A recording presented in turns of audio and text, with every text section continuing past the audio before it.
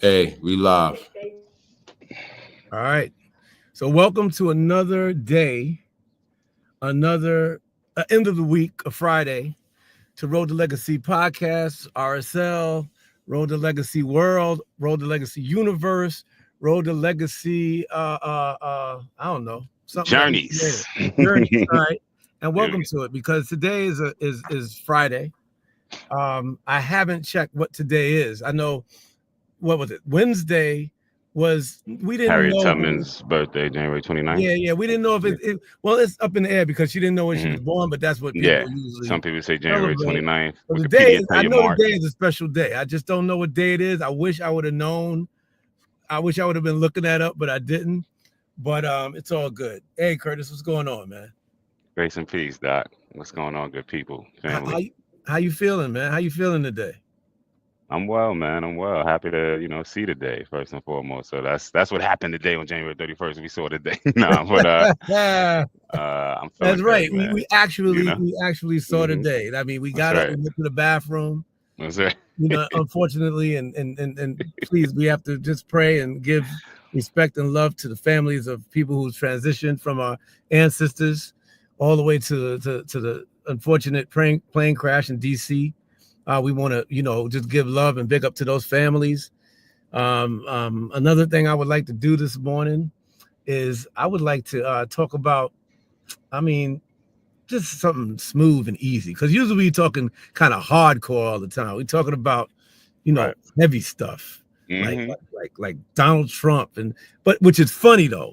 Which is Right. funny. Some of the stuff I Right. know, Kerr, you be cracking up. You be cracking up over all that, over all the stuff that he signed and the executive orders that make no sense and the buffoonery of his administration. But what do you think, man? What do you think? Why is it so funny to everybody, man? To us, why is it so funny, man? Why is it so funny? Without getting Well, too political, why is it so funny? yeah. Well, I think it's a borderline, right, between in moments like this, it's a borderline between humor, senses of humor, and sadism, right? Like what you what you find funny. You liking this torture, this punishment, this tragedy happening to You said people? Right. sadism. Yeah, man. You gotta It's sort of funny. weed that out and everything. Like, yo, is this person really enjoying this? For me, my some of the in terms of when you do see me gleeful, if you will, right, or just cracking up at things, it's spawned from just my understanding and studies of history, and that mixed in with resentment I will always have to a nation that enslaved us, right? We never had our therapy, right? So it's hard to move on. We ain't even had our therapy session. We never had no closure, right? So nah, it's an open wound. So yeah, I do. As I said, when I say I look forward to the downfall, I'm speaking historically as well as I am spiritually in terms of looking for the advent or the coming of a Christ. A nation like America couldn't be the superpower if you were to take the Bible literally. So that's where my my humor coming at. But yeah, you're right though. We do get heavy a lot. We do get heavy. We get into the politics. We get into the sociology of our people and the status and state of our conditions economically and all of that. But it's good though, man, to have we Road to Legacy. If you just so y'all understand, we're trying to start our show. We are relaunching our show. We have relaunched our show. This is us doing it from a social media standpoint, but it will be done with our actual interview episodes coming up. That being said, though, we envision a light half because these are like typically 2 hour episodes, so a light half and a heavy half. Right in the first hour. Sometimes it won't always be like that, but yeah, this is the Nah, light half. like yesterday we went from one topic to the next, and we just got Yeah, off man. the topic because we started getting into conversations and heated conversations about about Right, right, just life in general. right. You We know, can't keep that up, man. We can't keep that. We gotta yeah, balance it out a bit.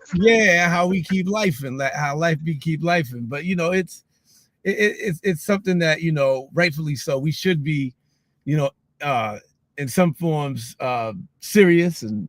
angry and passionate about what's gone on Right. in all of our lives when it comes to racism, Yeah. freedom, what Yeah. we call freedom. I was watching a documentary last night, not to get heavy, But Frederick Douglass document. I'm not trying to get it, but Frederick Sorry, Douglass. I know this ain't the heavy hour. I know it's the heavy hour. This the But, light hour. we always come around to this. Frederick Douglass Right. and how he was, and I didn't know. I knew how he freed himself, but everybody, it was unusual how he freed himself. It wasn't like the normal, I'm gonna bust the slave master up the side of the head, and I'm gonna run, or yo, I was running and they caught me and chopped my foot off and I couldn't take it no more. He actually just got on a train and acted like he was a sailor, and some sailor gave him his train pass, basically his free pass. And that's how he got to New York. I mean, it's so many things.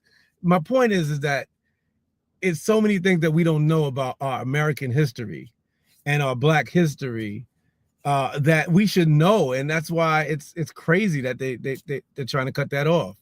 But yo, Kurt, like once we said again, we be lifing, so we take you through the cruise. I'm sitting in my car, Kurt's at home, he got to do his thing. But yeah, these things that we look at each and every day, and the lifestyles that we deal with, and how sometimes we don't appreciate, and I use that word a lot. Sometimes we don't appreciate the struggle, you know, because we take advantage of it, and sometimes we just take it for granted. And those are the things that kind of make me laugh. You know, I think I sent Curtis and Donald a clip of Soldier Boy talking about why he doesn't regret performing for Donald Trump and everybody. I think I sent that to him. Let's yeah, you did. But see, we that's going into the heavy stuff. We're gonna say that. No, that is no, heavy. It don't have to be heavy because of the way we vibe, right? So okay, ladies and gentlemen, the light hour. The light hour is we're going into food, we're going into music, we're going into love, right? And the connection between them three. That's the light hour. The heavy hour. That's love. The heavy hour, nah, not the way you about to come in. So I already know you're about to be low and everything. No, anyway, all right, go ahead, man. The heavy hour is, so that y'all understand the topics. The heavy hour is Black unity, and that's when you can rip them to shreds. How you? Why that gotta be heavy? Why that gotta be heavy? How come that can't be fun? It is because he's actually making light and levity of a heavy thing, right? Which is selling out and stuff. Oh, that ain't even right. Right. Well, no, I mean, he's saying it. He's saying it without saying that word. But we were to show him as he's giving that clip, like, hey, in Merriam-Webster, this here is called sellout. Sellout is someone who, sells their soul. So what do you think? Where's Soldier Boy from? He's from the South somewhere, right? I think he's from Atlanta, yeah. Or Georgia, Atlanta, right? I think so. So. What do you think? All right, so let's make it light. What do you think his favorite food is? Nope. Because we ain't letting him off the hook and everything, right? He needs to be in the heavy hour. We ain't letting him off the hook, man. we gonna hold these cats feet to the fire. But I don't give Soldier Boy as much sway as you would, as much weight as you would in terms of he's somewhat of a non-factor these days. But that being said, though, we can utilize him in that message that he put out and stuff. But I was going to say to you quick fast before we do get into food and all that stuff, just because you brought up Frederick Douglass, think about how much this is just to respond to that. Just think about how much education system does dedicate and commit time, right? This woeful education system we have dedicates time to Frederick Douglass, right? Maybe after Martin Luther King and Rosa Parks, or even beyond Rosa, right? You hear about Frederick Douglass in school, right? But you don't hear the framing, the perspective that you just provided about him, right? In terms of how he escaped, how bold and daring it was, one of the right? And but now that's somebody that we actually hear about, right? And stuff, right? Now just think of we don't even hear about Anna Marie Douglass, right? And his wife and the role she played, and how she kind of stuff. She talked to people like exactly. He wasn't thinking about liberation and everything before Anna. He wasn't thinking about that before that sister queen really, said, hey man, you need to get. And when she passed away, he got into a form of depression, but he still went out there on them streets because he had to, because people were being lynched after that, when he got older, and he had to get out there in the streets and speak. And he made his money. This is the another thing about it. He made his money by speech and writing. It's, you know, all his money by speech and writing, not knowing how to read when he was basically 10 to, and then he learned how to read all the way to till he was 18, 19. But like you said, on much lighter notes, it's just great that we are able in our podcasts and in our company to actually teach people about these people and the stuff that they don't know. Like a lot of people didn't know that Frederick Douglass was freed himself like that. Everybody always thinks it's a chop up, a whip, and all this. And then don't know the whole like story of what it takes to get like what state do you need to get to from Maryland in order to be considered free in 1838? There you go. Right. Yeah, exactly. And so and the role that I'm just as fascinated with David Ruggles as I am with Frederick Douglass, right? David Ruggles, who used to give tours on Martin and stuff, right? Who has a plaque, right, down in Tribeca, because he was an Underground Railroad conductor who said to have freed 600 slaves, right? That's double the amount of Harriet Tubman, based off the record. And one of those enslaved brothers was Frederick Douglass, Frederick Augustus Bailey, changed his name to Douglass, right? And it was, you know, he's fascinating. Why? For multiple reasons, but you could just say he's one of the first African-American entrepreneurs, Black entrepreneurs in America. He's the first Black bookstore owner, Black-owned bookstore, David Ruggles. Goes back to him, and it was on Lispenard Street in Tribeca, Lispenard and Church, like 36 Lispenard. And you know that's a great rap name, Ruggles, David Ruggles. Yeah, man. Word. Who's it making you think of? I'm not trying to go back there, but you see what I'm saying. Instead of being Irv Gotti, right. David, you could have been Dave Ruggles. You could have been Dave Ruggles. There's a dope rapping brother, a dope rapper from Harlem, Dave East. I think he's from Harlem. And then you can say what you want. As long as your name Dave East Ruggles, bro. You want to that don't work. Stupid. Go ahead, curse and act stupid, but your name is Ruggles, and I can hold your feet to the fire. Because why you calling your name Ruggles? But anyway, the point of the matter is that it's great that we're actually able to teach our audience about different things like that. And one of my dreams, and I've been speaking about this, I've been to Ghana a numerous amount of times, but one of my dreams. How many times? 6 times altogether. Wow. 6 times ago. I've been to Nigeria, and then I drove from Nigeria. I drove from Lagos because the plane, it was some problems with the plane and something like that. I drove from Lagos to Ghana, which at nighttime, which people don't do because back in them days, it was that was during the 9/11 days, right? And even though it didn't have anything to do with Ghana, there was a lot of bandits at night. Okay, when you drive at night in Ghana, in certain parts of Ghana. Now it's a little better, but you back would drive. Then, no. Yeah, I drove. You did use Buck and Tradition because you was a OG triple. No, I just was young and I just wanted to get to where I had to get, and then I had some dudes with me that was cool, that knew how to navigate that area, and they wasn't playing that, you know. And they told me there's some bandits. That's what you got to do when you stay in the back seat. They gonna know you're American. They gonna know we not from here no more. Right. You know, because, you know, even though they were Ghanaian, you know, if you ain't been in Ghana, they know when you come back from the States, you know, where you don't wear no gold chains and all that other stupid stuff that people do. Right. But we drove there to Accra, and then from Accra we drove to Kumasi, and then from Kumasi we drove up to the Volta region. Right. And the first time I got really sick because I ate some crazy food. But anyway, the point of the matter is it's one of my dreams that we do something like that. I've met before, and I heard on the radio before, years ago, Dr. Carr.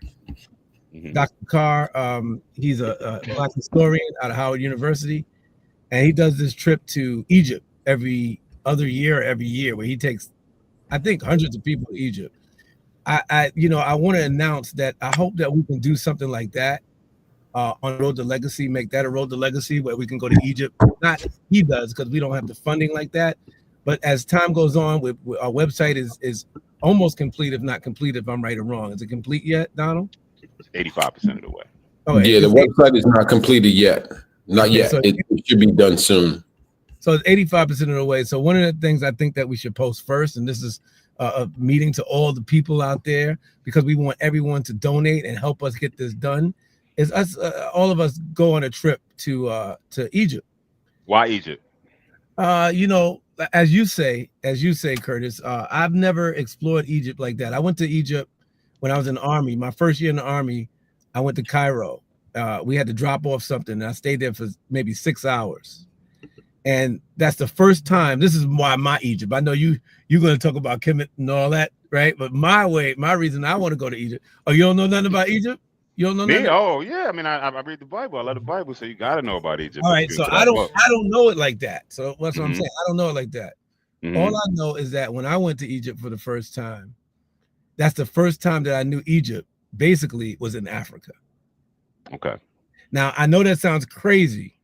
I knew that it was in Africa. So many people. Yeah. But I didn't know that it was in Africa. I said, okay, it's around there. Yeah, no. Yeah. Oh, what up, Jonathan? Jonathan's about to come on, man. Okay, beautiful. Jonathan's about to come on. Donald got to let him in. And we can save. I'm just gonna put this out there. We can save food, music, and love for another light hour. Yeah. We can turn this into travel and right. stuff, right? Go ahead. Hey, Jonathan, what's up, man? What up, morning, gentlemen? I love your background. No, let me say this. Let me finish saying this. What's up, man? What's up, brother? Blessings. Let that man, brother. That's Wally Amos. So we're gonna get into that. We're gonna get into that. So, all right. So the first time I landed in Egypt, I was like, wow, I didn't know. And a lot of people in my neighborhood and around, even down south, didn't know that Egypt was in Africa. And I was one of those people that didn't know. And I was in the Army and landed there. The doors open, right? We heavy drop some stuff. And then we land, and then the doors open. And I'm looking at the people at the air, on the tarmac of the base. I'm seeing American soldiers.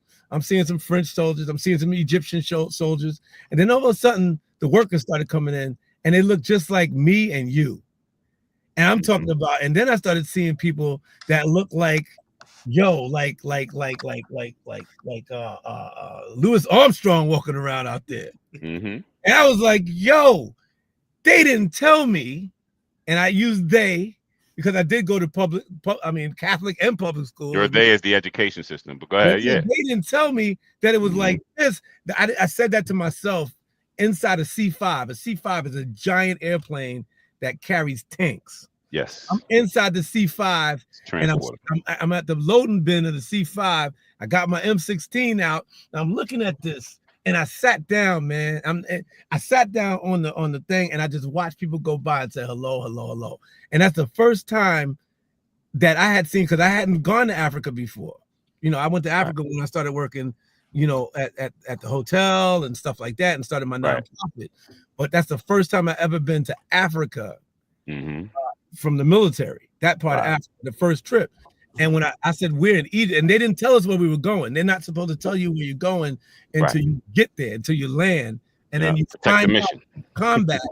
You find out if it's a combat situation when you open your military, your ammunition box, and the grenades are still wrapped. If the grenades are still wrapped, that means that they're live. And then you unwrap them and you get ready, right? Okay. The grenades are on a wrap, so I know it was a training mission. It was like training grenades, stuff like that. Right. And I knew that, and it happened to be on the plane. So when I got up, I slid that box. I sat on that box, and I looked out, and I saw my people walking back and forth. And that's when I knew. I had to be 19, maybe. That's when I knew that I had been lied to. And we're not, Jonathan, we're not talking serious today. We're talking about traveling, right?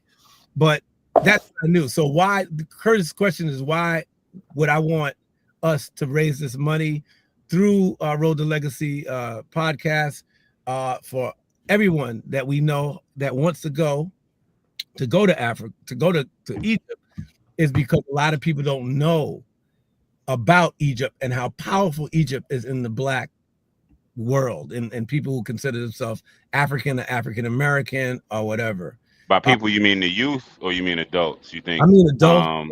Adults. You think the public in general still doesn't know that Egypt is in Africa? Oh, if you walk, there's certain times that I've walked even in my own neighborhood in Harlem less than a year ago and asked youth, not young baby kids, but 17, 18, 19, 20, 25, 20, 30, even out here. yo, did you know Egypt was in Africa? They either say, oh, snap, or they either say no, or they either say, I never thought of it like that. You know, because you got people. So you're referencing the black public. I'm sorry, I'm interjecting at times, but you're referencing the black public is who you think, or you think the general whole public, you think that black people are woke? I think the Latin, I think some of the black, and I think some of the white public don't know, but I think that they don't. I think the white public, it's not that it's not that they care about that, because we was watching the Ten Commandments on TV with Charlton Heston, and that's the movie, man. We looking at, and that was one of my favorite movies, right? Because it showed, like, it was epic. It was one of those epic movies that, like, showed the landscape, and even though it wasn't the real landscape, and showed the dress and how they dressed and the makeup. I want people to know. That's why I want to go to Egypt. I want people to know the truth about Egypt, and I think that it's set up in a way where someone like you, who's a historian, can walk through those areas when it comes to biblical truth and when it comes to spiritual truth and Egyptian law. That's what I think. You see, I don't know if Donald or Jonathan got something to say, because I got something to say, but I want. No, please go. Okay, I'm listening. Martin, what division, branch, the military did you serve in that gave you this experience in Egypt? I was in the Army. You was in the Army, okay. And what was the name of the division, if you don't mind? 18th Airborne Corps. Okay, all right. So airborne brother, man, who shared he got dope, like, airborne chants and stuff that he could share and everything. Still stuck in my head. But all right, I say this to say, you had an experience, man, a racial experience internationally while traveling, right? You said you saw your people.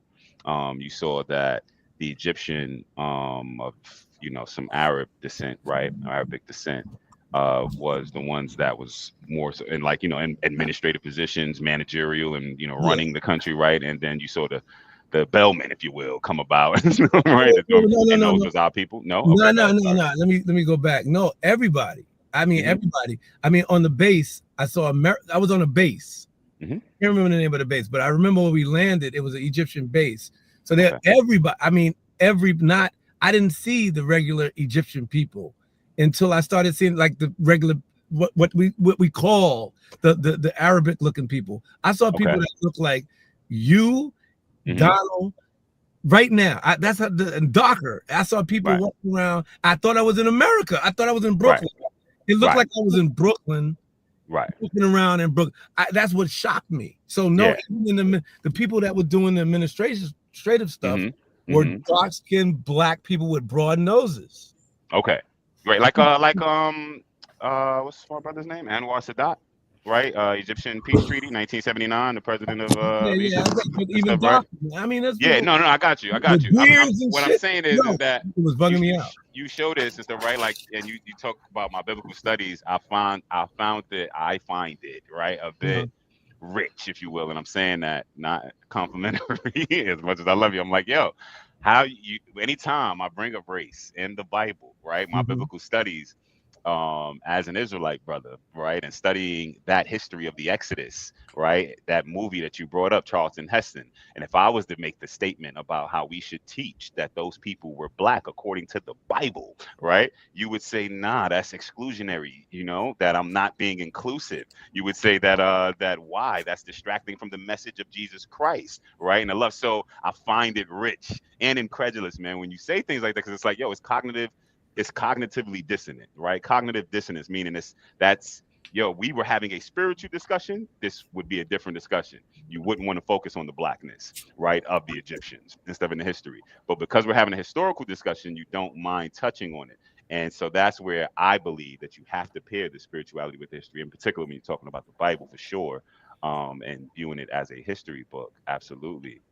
That's why. So anyways, I got heavy just because I'm like, yo, how you gonna say all this? How you gonna say that? You know what I mean, right? That's what's inspiring you to go to Egypt, because you want to show that Egypt is in Africa. But now if I want to have Bible class about Egypt in Africa, right, and showing you the scriptures, nah. I want to hear God is love. 1 John 4:8, God is love.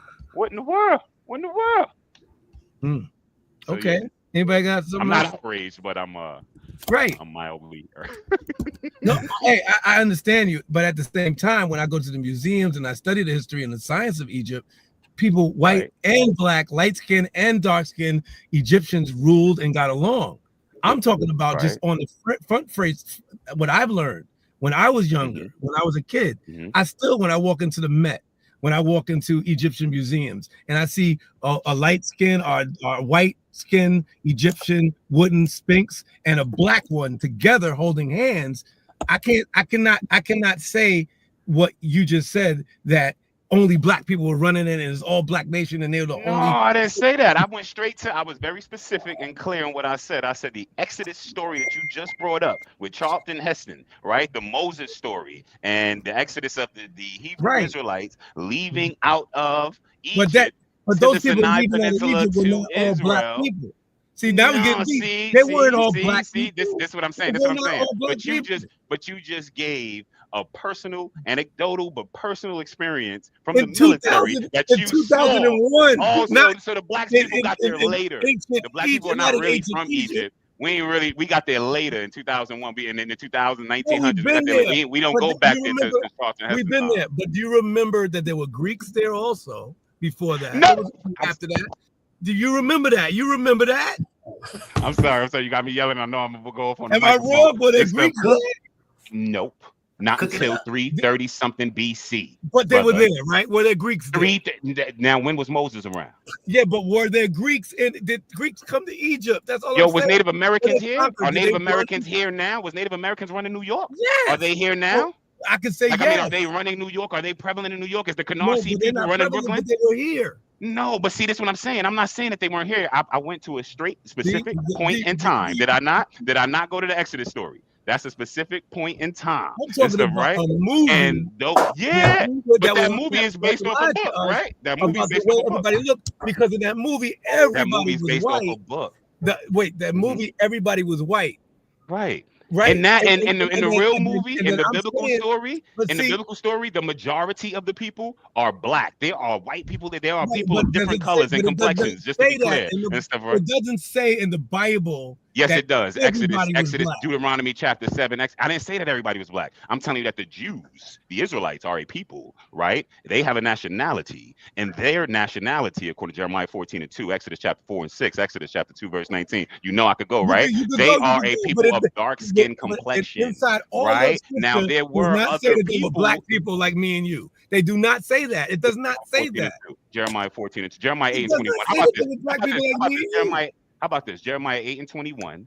Jeremiah 8 and 21. I implore you to read it, right? Jeremiah 8 and 21. Jeremiah says, I am black. Okay, that's one. Song of Solomon, 1 and 5. Solomon, King Solomon says, I am black. I'm just saying. That's just two right there. That's just two. What was that last scripture? What was that last scripture? Doesn't mean that all that last the one was people, Song of Solomon 1 that doesn't and 5. mean that all the people that he ruled, brother, and ruled with him were black. You just said. I didn't look. You keep saying this is what you call a straw man. A straw man. This is what you call a straw. You got me speaking in the cut it beyond. Now look, this is what you call a straw man. No, brother, that I keep saying one thing, right? And you now say that I'm saying they're all black and everything, right? Well, that's what you're saying. The Jews are the Jews. Who are the Jews today? What color are they today? Well, they're all colors. You got Ethiopian Jews. You're talking about Jewish people today, don't be disingenuous. Don't be disingenuous. We can do that, but when you're talking about Jewish people, you got Gaza people, Jews. You're disingenuous. See, it's just what you call a conversation in good faith versus a conversation in bad faith. Because now, if you want to stick to it, man, I'm sorry. Listen, when you are speaking about Jewish people y'all talking over each other, y'all. When you speaking about Jewish people today, sorry, brother. When you speaking about Jewish people today, thank you, King. When you speaking about Jewish people today, right? And you're comparing black people to Jewish people and stuff like that, right? Are you comparing us to the Ethiopian philosopher's Jews? Are you comparing us to Palestinian Jews? When you have brung up Jewish people in the topics today, right? Who are you bringing up? King, you're bringing up. I mean, I'll let you answer that. Who are you bringing up? When I bring up about black Jews. No, when you bring up Jewish people, when you say that, look, man, we could be like the Jews and get together and stuff, right? And, create businesses of our own and look out for each other.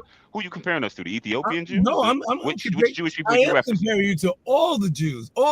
Because man, this brother. The difference, and let me tell you why. Let me tell you why I say that.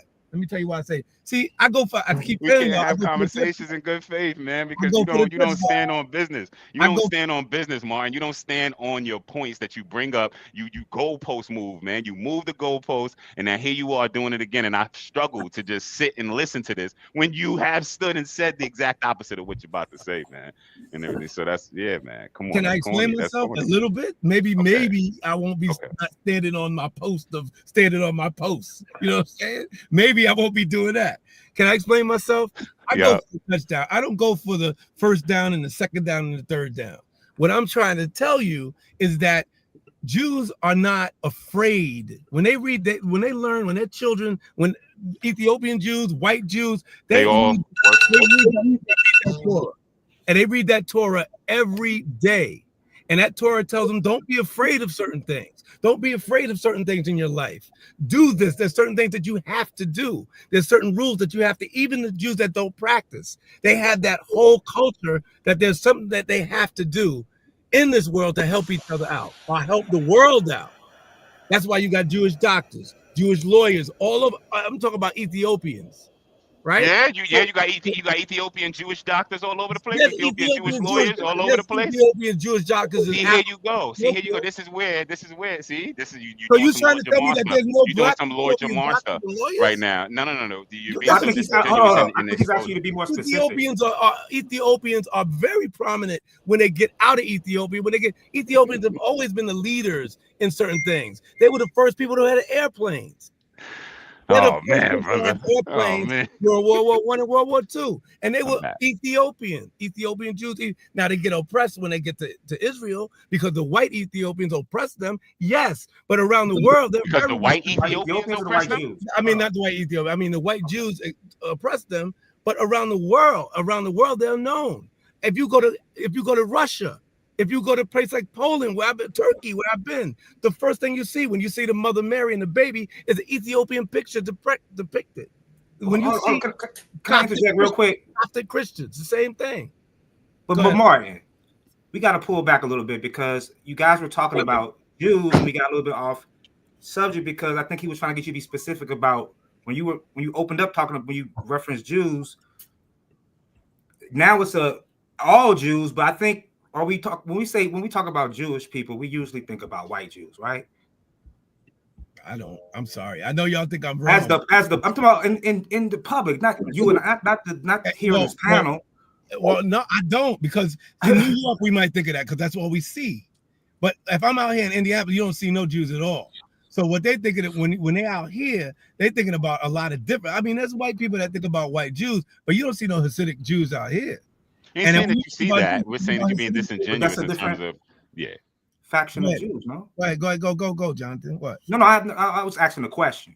No, I don't. I'm trying to follow what's going on here. That's all. Even though Curtis thinks I'm being disingenuous, that's how I think. I don't look at like, okay, if you would ask me off the cuff, if I thought that Hasidic Jews were the true Jews of Israel, I would probably say no. Right? I would probably say no because but I can't, but they still took on that religion. They still took on that religion and they lived that religion through their life. Whatever reason they took it on, that's on them. But they are Jews when it comes to their religion. Now, I had discussions many times with that. And there's some black African Americans that say that they're Israelites and Israelitic Jews, and they took on the freaking religion. But when you get somebody that's from Ethiopia, that's from those areas, that has actually studied and been in there, and don't discriminate against the whole world, and don't really care about them dudes because they consider themselves Jews just like they are. I can't be that American that's walking around saying I'm better than you because back in the day, we were the true Jews. I'm not going to be that type of American. I'm not going to do that. No one's asking you to do that. When I saw the movie, no one's asking you to do that. My point was when I saw the movie, right? The country and the way they did, whoever produced the movie and made the movie made me think that everybody, just like some people want everybody to think that Jews were black. Oh, so you're saying there's a motive there? There's see. always a the motive movie again? behind a human way. People There's listen. always Okay. a motive behind a way a human thinks. Even when you say, Kurt, that they were mostly black or all black, there's a motive behind it. No, but no, I believe in going to the Bible that you say you believe in. That's What does why the we gotta record go to say? Egypt. What does the That's why book we gotta. say? That's why I'm saying we gotta go to What's Egypt. the book say? So we can see that. Do you believe in the book does or not? say that they were all black. What's That the does book not say say then? that they What's were the book black say? people. What's the The book Bible say? doesn't say that. Does it say anything? Does it remark upon who it was? Curtis, when you read and you interpret it the way that you interpret it, No. See, don't jump to interpretation. You got to tell people your background, and then people Listen, understand why King. you're saying that. See. There you go. No, You I'm can't not stand. trying to say You that. can't I'm stand, just brother. saying. I already said that I'm an Israelite, bro. I'm not There we hiding from go. that. So people I'm know not. why you say that. People know why you think that way. Which No, is but see, fine. Rick, I that's don't think that's disrespectful wrong. as a brother. Here, let me tell you how that's disrespectful as a brother, right? Because you demean my point, right? When you say, okay, You demean you're my trying point. you want to psychologically locate me. Boom, I gave you the Oh psychological man, I'm location. psychologically. I gave it to you. I Kurt, gave you the Kurt, we psychological can't see you, location. Kurt. We can't see Yeah, you. I know. Relax. I mean, I'm sorry, brother. Oh, Hold on one all second. right. Okay, I'm trying to get the charger. My fault. Everybody take a breath. Because I'm trying to do something and I don't want to run around, but I'm trying to make sure this laptop don't die and stuff. And hey, maybe the spirit wants. But, okay, all right, here we go. For the cause. Yeah, it's for the cause, right? King, right? First, you introduced me, right? When you brought up my spirituality, you brought it up as biblical studies. That was after I even already mentioned, right, that I'm speaking to you and why I can't like just sit here and listen is because as an Israelite man, right? That's what stopped me. I'm like, yo, look, you want to take people to Egypt for these reasons? That's how we got on this. For these reasons, so you feel comfortable injecting the aspect that you brought in is like, yo, I didn't know that Egypt was in Africa. And when I was in Egypt or in the C5, I saw my people. That's what you said. Those are two statements that you made, which now led me to say, yo, I can't believe this because the amount of conversations I've had with you where you don't want to inject race into any biblical discussion, right? You do not want to inject race into any biblical discussion as if this is not colors, not complexions, nationalities. They have not been created by the Lord, right? All these things. We've had these discussions. So I just found the whole thing like, oh, wow, but you want to take people to Egypt to show that, at least to contrast it from the Charlton Heston 10 Commandments movie image that's been imprinted right in your mind. The 10 Commandments movie, I don't know if that was, and I loved it. It's a great movie. Everybody check it out. The story is, I love it as much as I love The Passion of Christ. Great movie. Again, you just inverse the complexions of everybody. But okay, outside of that, you follow the storyline. The storyline is great. Yeah. So yeah, that's where I stand on when I'm saying that.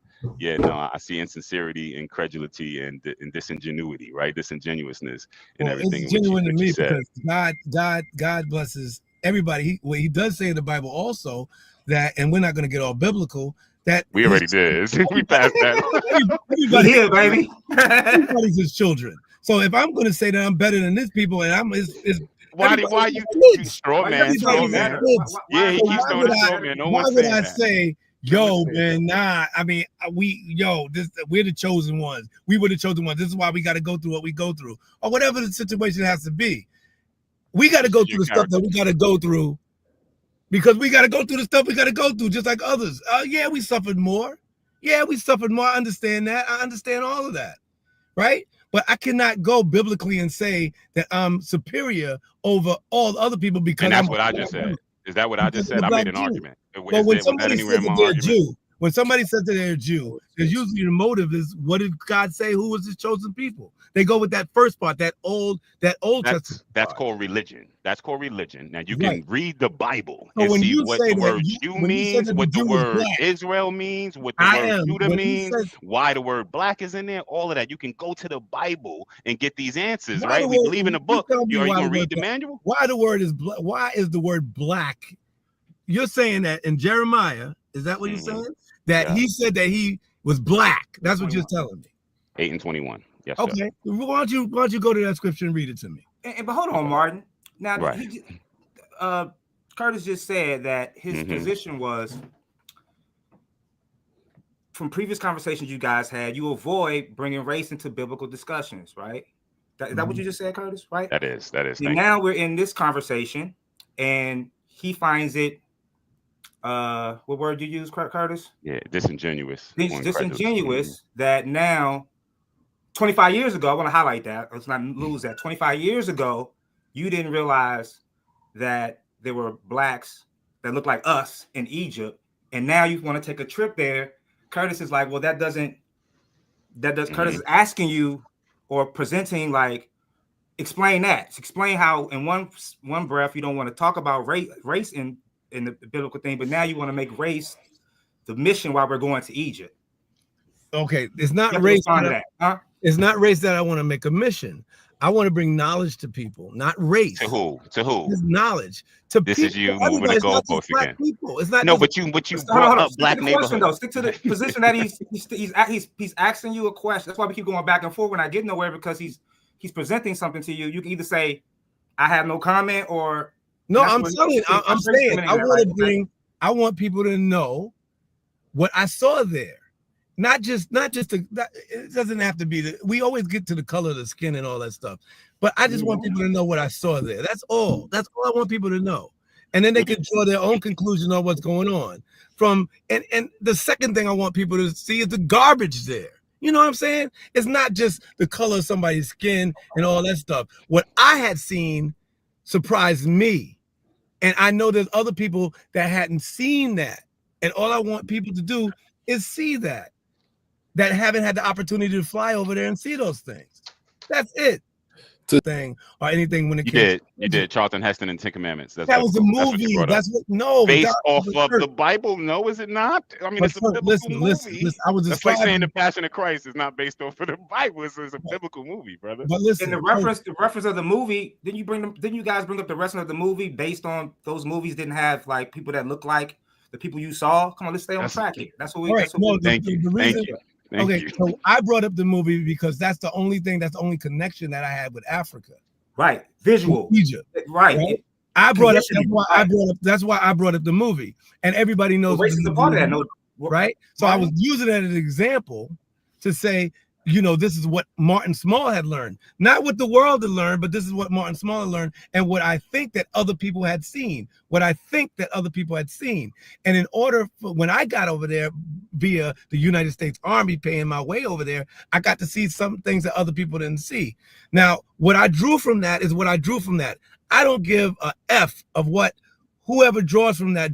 I just want them to see it so they can, if they want it, look, if you want to be a racist piece of crap Donald Trump, that's fine with me. If you want to go over there and you want to say, yo, there's a lot of black, as long as you're able to say, I'm a racist piece of crap, but there's a lot of black people in Egypt. Maybe Egypt was like this because it changed other people's way of thinking that's talking to that racist piece of crap.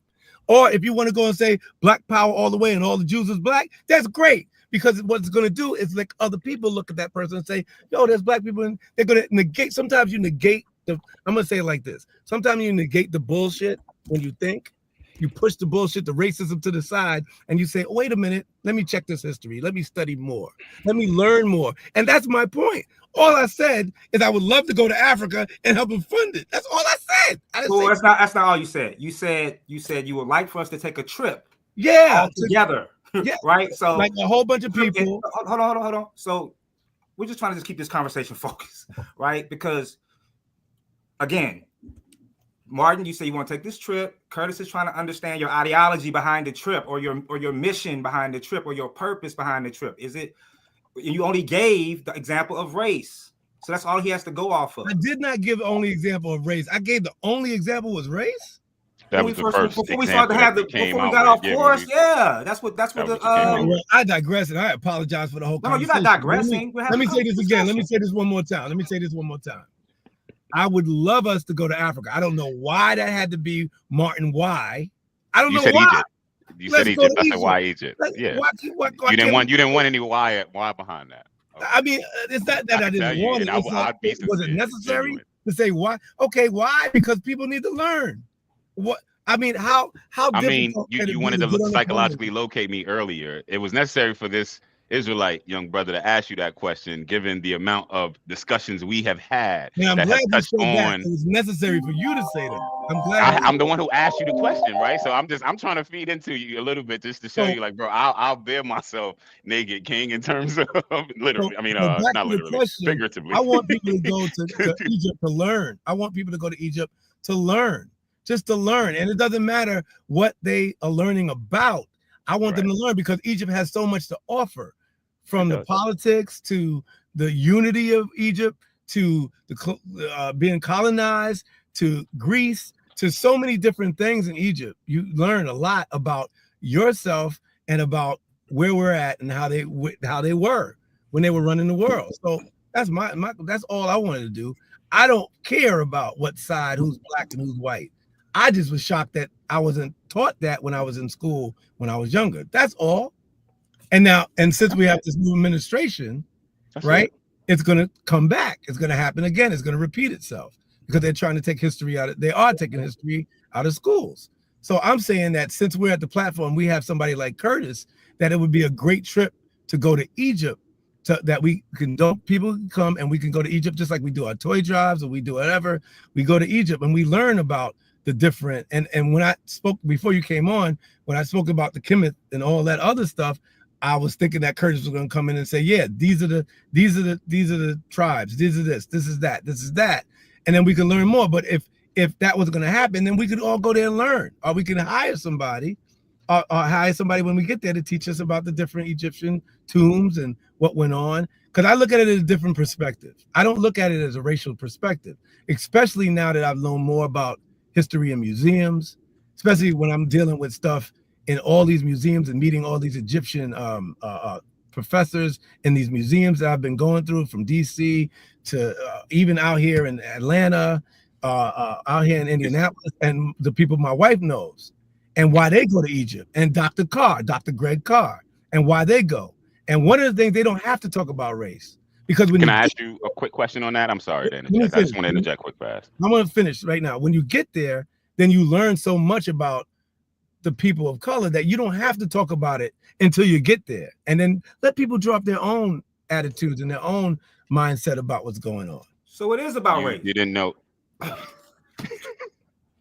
Like, you know, I promise I'm not trying to well, I'll laugh at that too, as far as it is about race, because I'm just trying it's to like, and understand. you're trying not to make that point. You're making that point. As far as I listen to you, to me, you're making that point because, again, you stated that you didn't know that Egypt really was in Africa, right? Like, and that many of people could have had that belief, and you say that people still don't. I asked you before I started, right? I was like, you feel like in the general public, we feel like the black public, right? I was, prying of it, and you said, yo, the black public, general public, like they don't know this thing. Do you feel like that is racially motivated? The fact that we don't even know that Egypt, that you feel, according to me, right, that society doesn't know that Egypt is in, where it's not pushed, that Egypt is in Africa? Is there anything racial behind that? I'm gonna say this, and I don't know if nobody's gonna agree with me. Nobody right now. Are you gonna ask the question, sir? I'm gonna say that. I'm gonna ask the question. Or you gonna do some spinning? What's going on, man? You running for office next 4 years. I forgot what the question is because Jonathan was smiling. What's spinning, bro? What is the question is, Curtis, please? Because do you think that there is a racial motivation or racial factor behind the fact that people don't know that Egypt is in Africa, according to your understanding that people? I don't think that it matters. And Donald's heard me say this before. So why are you taking people to Egypt? I mean, that's literally what you started with. See, this is why I get to the heart of it, because you can't take me to Egypt. Let me tell you another thing. It would be like this. It'd be a debate, and ain't nobody getting nothing out of the pyramids. They be looking at us. I'll tell you another one. I don't think that. You keep going backwards. You just shot your whole argument in the foot. Right, listen to this. Listen to this. I'm gonna shoot it some more. I don't think that the history, as the way we tell it, right now. We tell it. Yeah. Okay. You say it doesn't matter. Yeah, right. But it affected you so much. It affected you so much that you wanted to take kids. It don't matter. It's meaningless. Yet it inspired you to want to take kids to Egypt. I took kids to Africa and stuff, and you really want to take 6 times. To Africa 5 times. And you want to get to Egypt. You want to take them to Egypt based off that experience. I don't care if we go to. I don't think it matters even if we go to the Anti-Lynching Museum. Bro, you can keep moving the goalposts all over. We done left that continent. Now we back in North America. You keep moving that goalpost. I don't think it matters. I'm I've heard me say this a million times. Uh-huh. I don't look when I'm driving. Our my history car, don't matter. I'm Our looking history ahead of does me. not I'm not matter. looking behind me as much as I'm looking in front. I might glance to make sure nothing come up on me, but I'm looking out the biggest piece of glass in the car, and that's forward. I'm not looking in the rear view. You don't even check the rear view, right? You don't check the need to check the rear view. Why is there even a rear view? Why is there a rear view in the car? Yo, did y'all hear what I said? No, I heard you. I'm hearing you, but No, just forget all Curtis, that, man. I'm Curtis, smashing the front windshield. Curtis, you didn't hear what I said. You ain't talking about the perspectives. Curtis, you didn't hear what I said. Or you wouldn't have just said what you said. I said I might glance in the rearview mirror. Why? You might glance. You might glance in the rearview mirror. Listen. You might.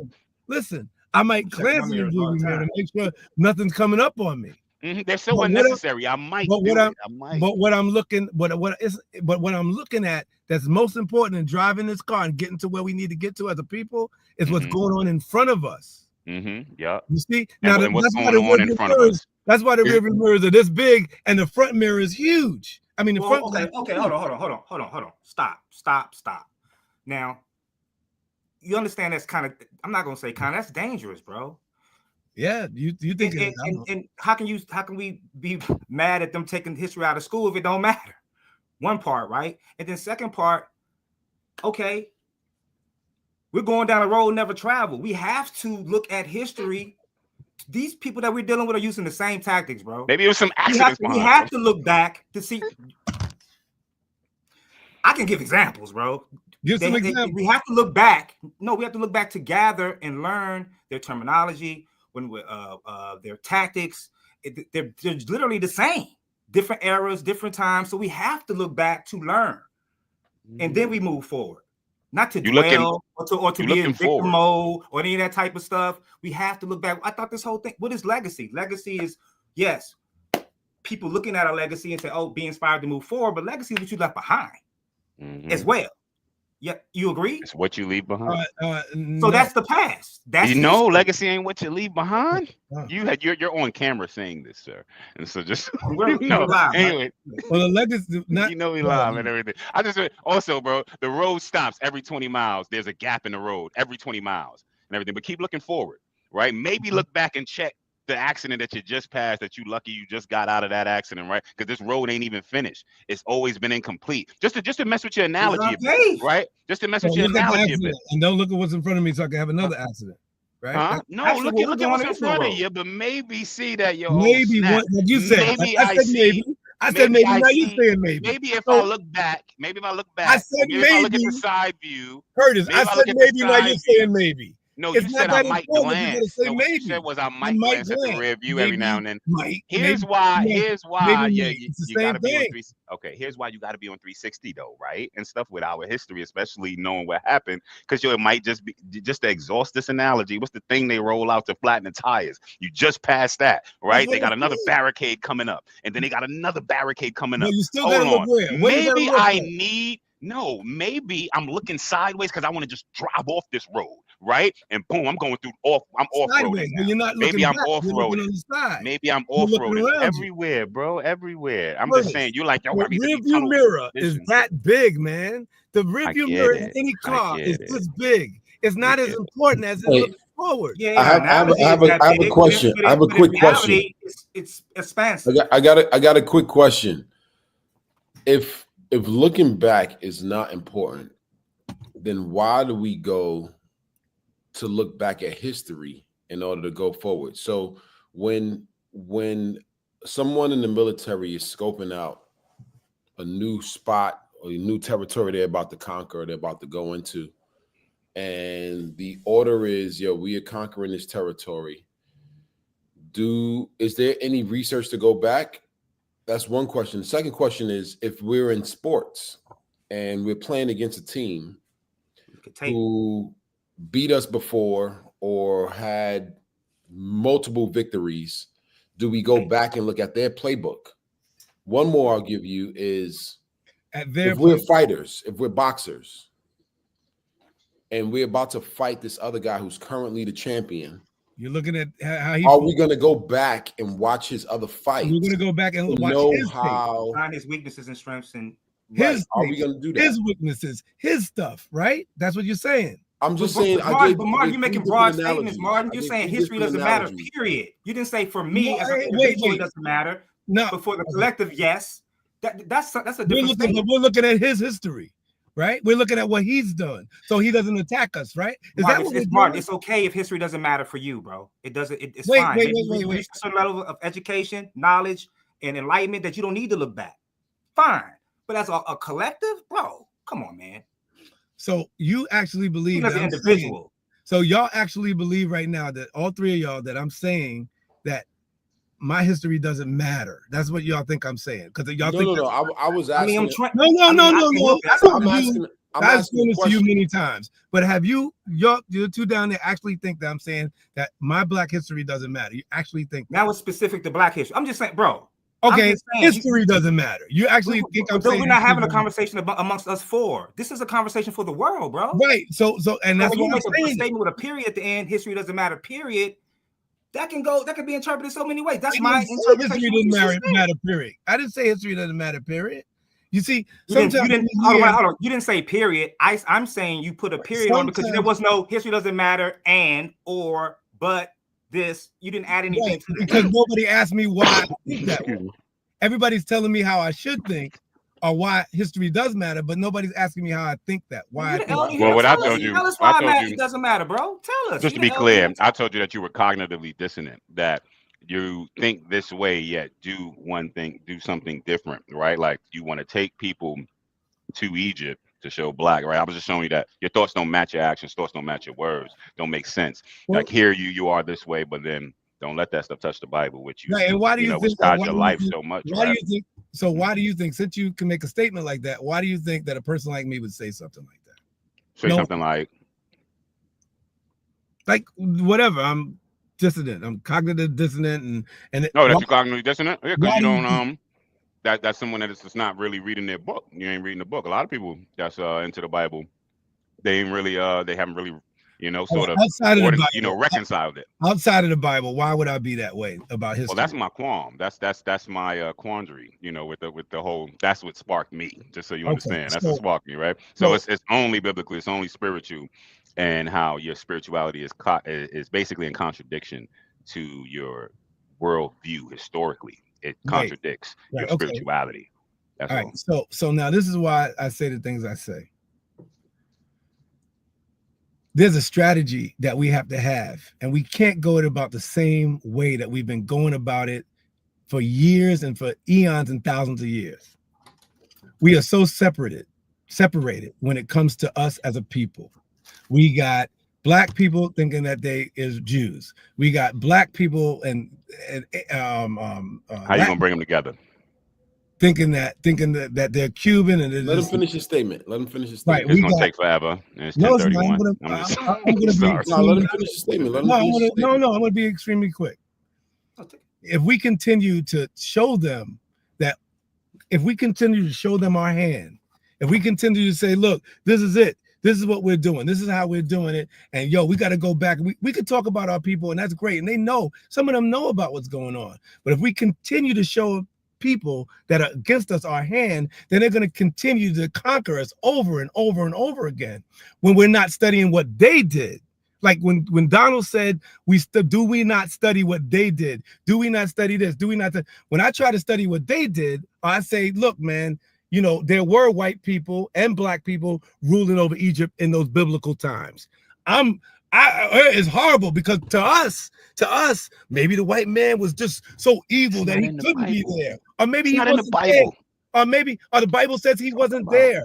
But my Bible tells me that God's children are all his children, not just one group of kids. Now, when Jehovah's Witnesses tell me stuff like they're the organization that they're only going to be saved, and when the Mormons tell me this, and when the Jews tell me this, and the Christians, it's bullcrap, because what God said was we're all his children, all of them, and he knows his children. He says that we're all sheep.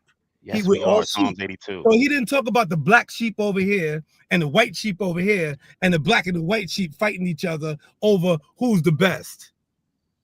We are wasting our time on biblical history in some cases, and so also on this Some time blinding now. history because we're not studying what they did. I do. That will, yeah, but most of us are not. We're studying about what we did. Okay, how we survived, which is great. I'm not saying there's anything wrong with how we survived and how we struggled and how we keep winning and how resilient we are.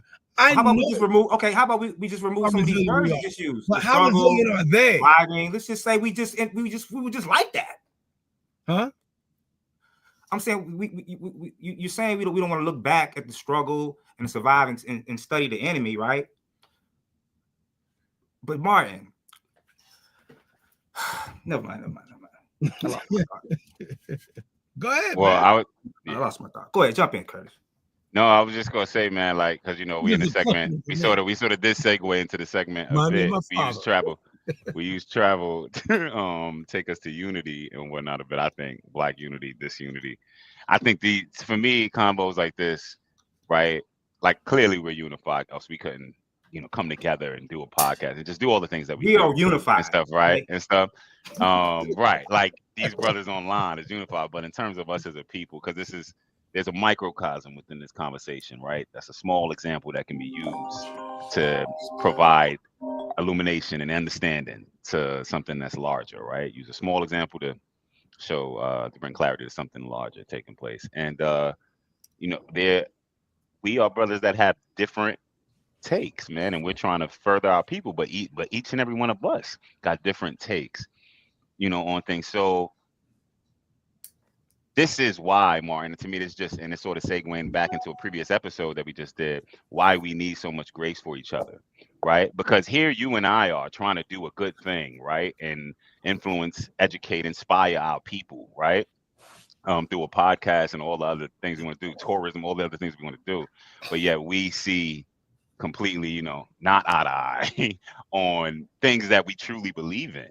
And so that's where just, if you didn't have grace for me and I didn't have grace for you, right? Like then we couldn't do things together, right? We couldn't create and stuff. And that's, man today could not make a Tower of Babel, right? Because of the lingo, just the lingo and stuff, right? But if he needed to do something, if he needed to get something done and build a city like New Amsterdam in the 1600s, where there's tons of languages being spoken, he would do it because he saw, a greater good, right? A profit in there. So I say all that to say, in terms of Black unity, and at this point of the conversation, for me, it only bolsters my faith in the word. Our disunity, let me be clear, our disunity only bolsters my faith in the word, that the way that we come together is through the man that's called the righteous branch in the Bible. He who's supposed to close the breaches or close the gaps, all of the gaps from lingo to culture to religion to all of the things that's keeping us from coming together, right? Why, this is not something that man did, in my understanding. I just want to say this also showcases that we are not a monolith, that we are not all the same. Go ahead, brother. We may look the same, but we all have different viewpoints.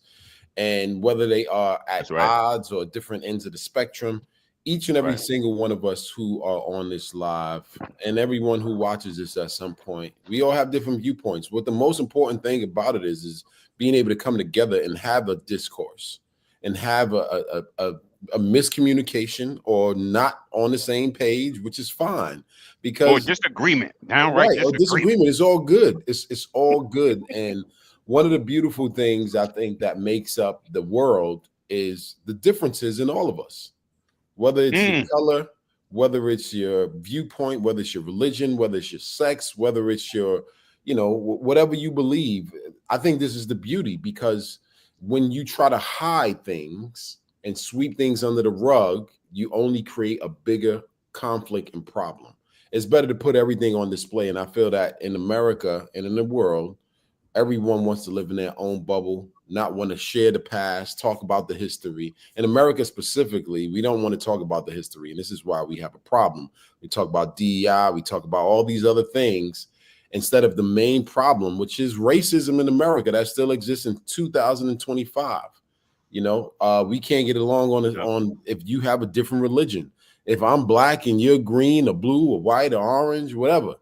The fact of the matter is that there is a base, there is a conversation and things that need to be talked about. And if we're not talking about it and we're not open, then we're going to have a problem, Houston.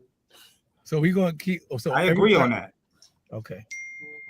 I just want to say one thing. I mean, you're right, Donald. And I mean, I agree with you, Donald. I just want to just add to that is that when we talk about racism, man, I just really want us to also throw other words in there that really matter, like imperialism and manifest destiny and dominating the world and these type of things. These are the things that we're up against. It's not, we talk about racism, but that can be just something very like, oh, I went to the store and this guy called me the N-word. Oh, he's racist. And then everybody's stuck with those little small like racism, but like we talk about white supremacy, it's like a big thing, other than just, racism per se,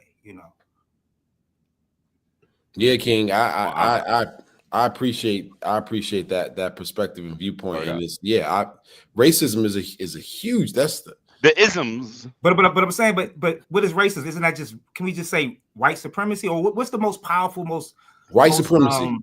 The most specific way of saying things? Because like Mark, you were just saying how we looking back at the past. We also been saying things. We regurgitate like phrases and words that are not powerful, and also not specific when we're talking about the people that made us their enemy. Because I keep calling them my enemy. I don't have enemies, okay? They made me their enemy. I want to be clear about that as well. Like, I ain't got no enemies. We ain't start this, man. We ain't start this, man. Right? So who's they? The imperialists, the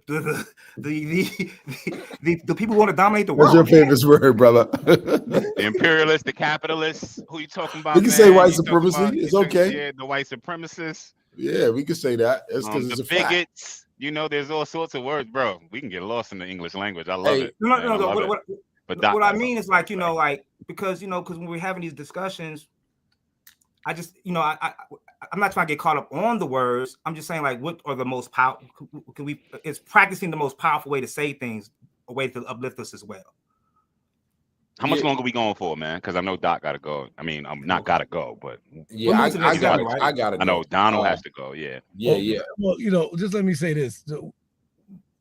Jonathan's right about that, and that's one of the points I was trying to make. And I guess I'm not clear with the things that I say, but we need to study about that. I understand about going back to our history, but we know, and they know. Some of them know. White supremacists know, and that's what they're afraid of. But some of these white supremacists and white people don't know that they're white supremacists, even though you may think that they know what a white supremacist is, a nationalist is. I mean, my father-in-law, I'm teaching him stuff every day. He goes, I don't know that. I didn't know that Patton didn't want to. I didn't know that General Patton didn't want to bring, black people, and that's the only way he helped him win the war and make him as famous. But we need to study more about the white supremacy so we're able to address that the right way.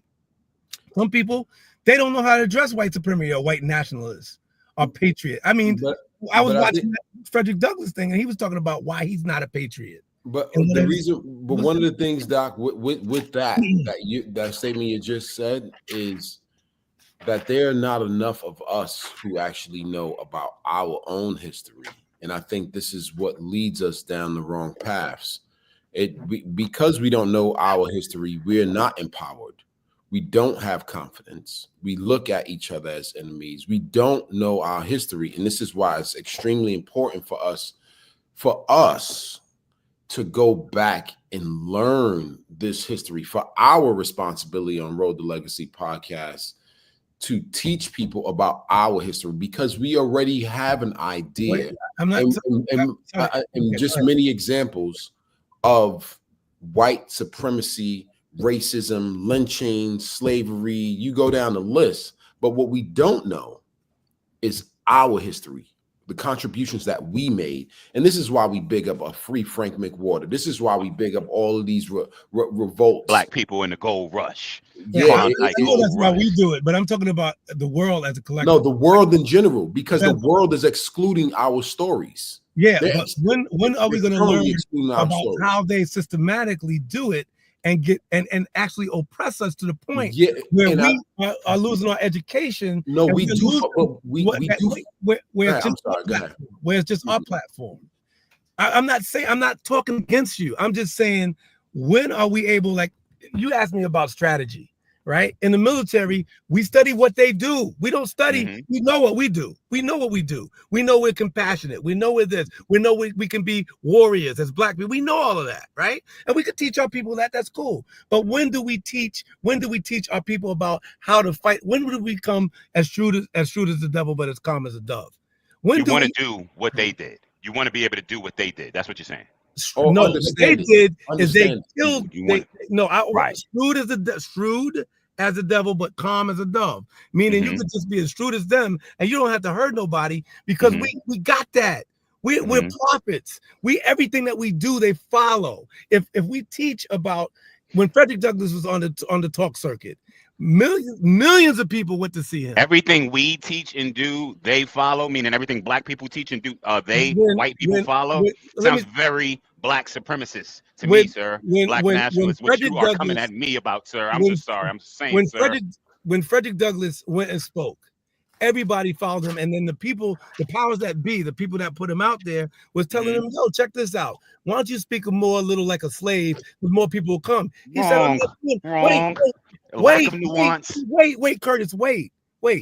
He said, "No, it's a lie. It's not wrong. You're putting out about our brother. You said I was wrong a couple of times, and I was right. That's not wrong. This right here is wrong. It's the right. What you just said? What you just say? That everybody. Can I finish? Let me finish, because can I finish? When Frederick Douglass was on the talk circuit, who was putting them out there? It was abolitionists. What were their names? What was their names?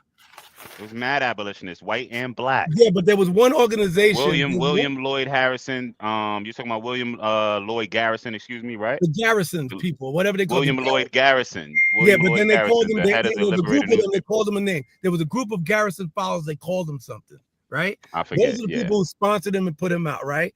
When he got in the middle of his speeches, they used to stop him and say, "Look, you'll get more people if you talk more like a slave."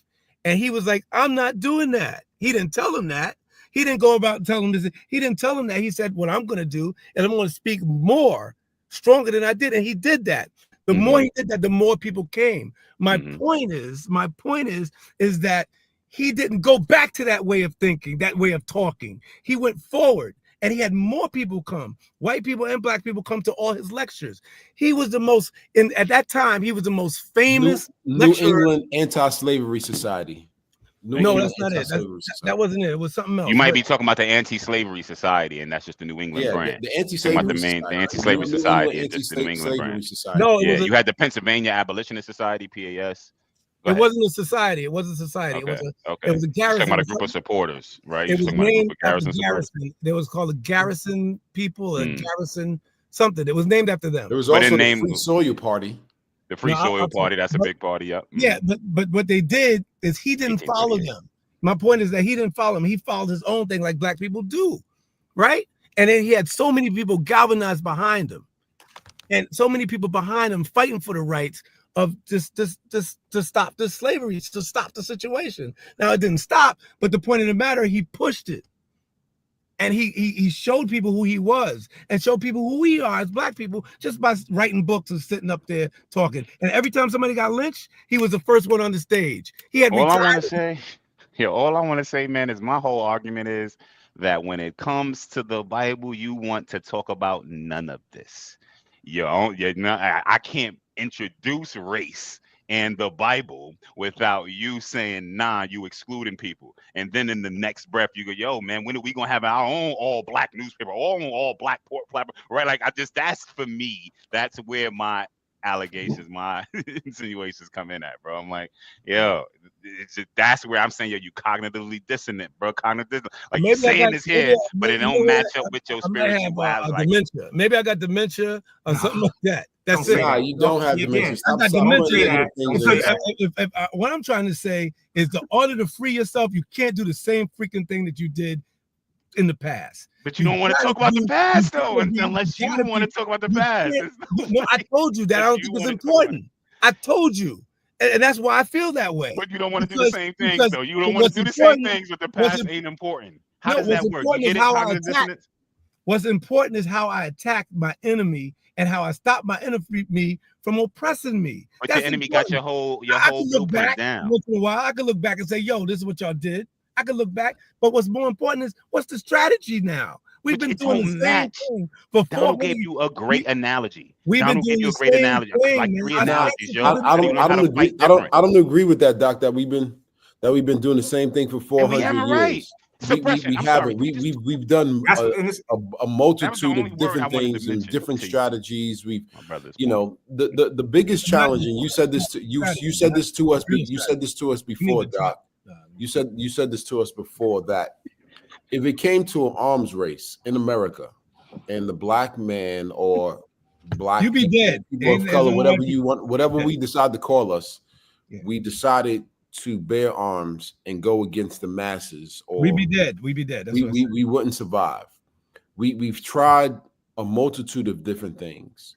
We've talked about, you know, Black Lives Matter and not having an actual head, which, you know, we've spoken about a bunch of different things. Now, there was one thing that you said earlier that I do agree with, which is not showing your hand, right? As a military tactic, most times what you see in the general public is not everything that is actually going on behind the scenes. Every time. Now the drones last week, like the drones. We have this discourse and we have these disagreements, which is fine, which is nothing wrong with that.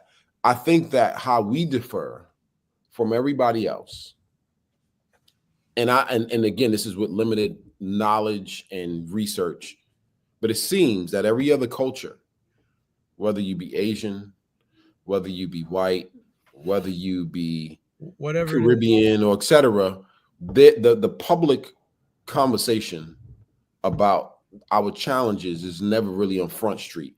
And I put this in the same box as I would put the N-word, meaning that with the N-word, we took it to Front Street and popularized it. With our struggles and our challenges and dysfunctions as a collective, it's always on display publicly, so it allows others to easily manipulate us. So I agree with talking about our struggles and our challenges, but also at the same time, I don't necessarily think that we need to give our strategy so publicly. I think that we continue talking about the things that are affecting us, but more of, I don't know, I feel like we should be continuously talking about solutions. Now we can't forget about our past. I think it's important for us to discuss our past because it's been hidden and it's still being hidden. They cutting it out from schools and etc. I think it's important for us to big up, to expose, to bring light, however you want to say it. So for example, talk about Onesimus when we have vaccines, inoculation. Like that's something that should be known to everybody. All of our Black successes and contributions to America should be highlighted to an extreme level. And we should never cower or hide that. First and foremost, that's how I strongly believe. But talking about our flaws only publicly and demonizing our approaches to situations doesn't help our cause. Because when you look at all of the things that Trump has been doing, and since the inception of America, those people are not necessarily putting their things on Front Street like that. They're bigging up all of their successes, whether they trotted or they murdered and raped and did whatever they did. They're talking about only their successes, and they're putting that on Front Street and demonizing, for example, DEI, when we know 70% of DEI has been taken advantage of by non-Black folks. You know what I'm saying? So my only thing that I want to say as we come to a close is like, yo, we need to constantly big up who we are. We constantly need to educate people on what we've done and what we continue to do in American culture and around the world. So, you know, I think that we should always be on brand and promoting our stuff all day, every day, because you see Nike, you see Louis Vuitton, you see Gucci, you see all these other brands that do not reflect or represent us, and we rock it, and everybody pushes that to the forefront. we need to be representing us all day, every day. And you know, I think that that's super, super important. So I'm not with knocking us down all the time. We do that enough and everybody else does it.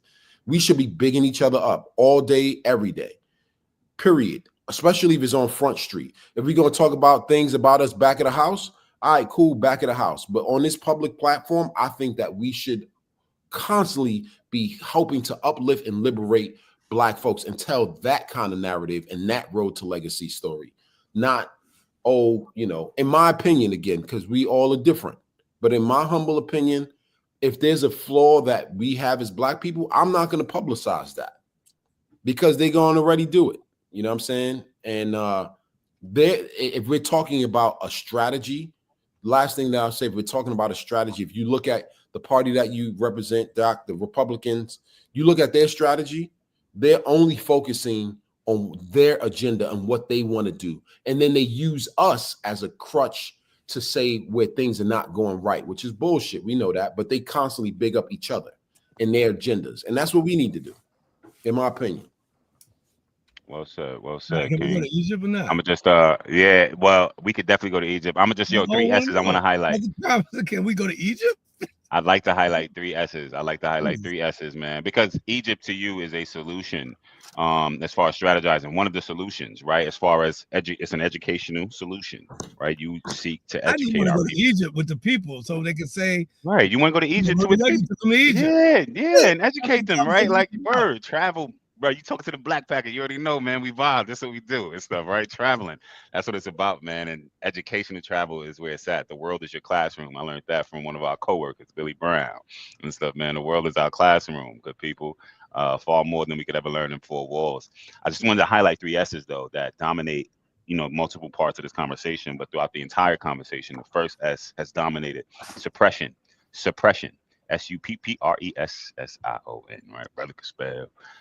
Suppression is, right, in some cases worse than oppression. In oppression, you know your opponent. In oppression, you know your opponent and your enemy. Suppression is far more insidious, far more slick, you know what I mean, far more subtle, like Satan, like the devil. It's far more subtle, man. You don't even realize, I don't know what I don't know, right? I didn't know Egypt was in Africa. That's because education, genuine, you know, wholesome, whatever education, right? Without messing with facts and everything you learn, education, right, was suppressed. And so, right, when I don't know certain things, and when I don't know what I don't know and somebody else knows it. And so you got advantages and whatnot, right? Somebody else that's just more curious. That's one thing. But no, I wasn't. I mean, we literally weren't allowed to read and write, right? There were different laws in different states that allowed that empowered us. And what's the generational legacy behind that? How did that affect our curiosity? How did we adapt and defense mechanism? You know, learn what I needed to learn. Okay, I need to know these laws. I need to know how to navigate with the stars. I need to know where it's safe, where it's not, right? Like this was our own street smart education at that point in time. But anyways, the 3 S's to highlight is suppression,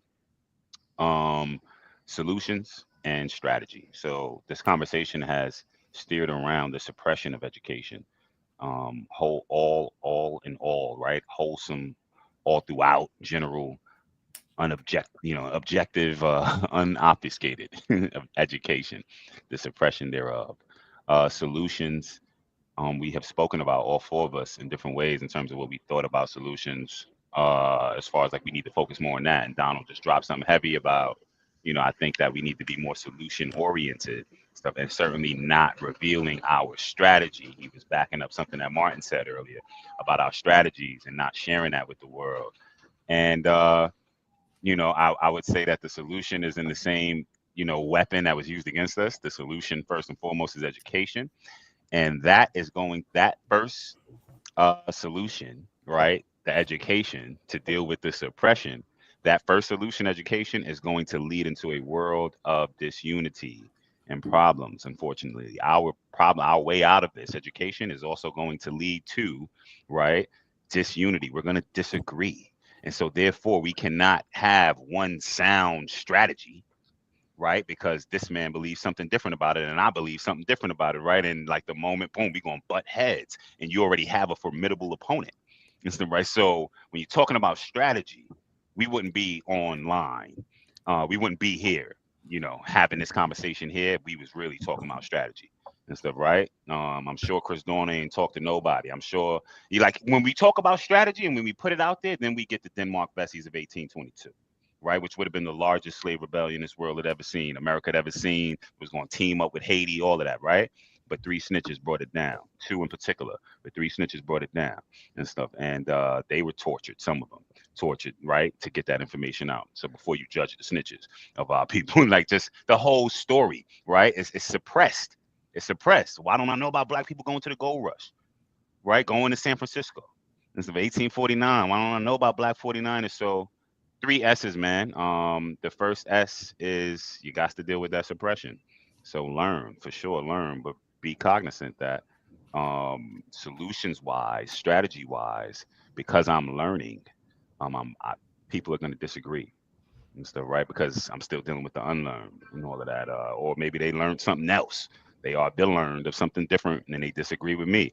So either which way you look at it, as far as solutions and strategies go, it's a moot conversation. It's a M-O-O-T, moot.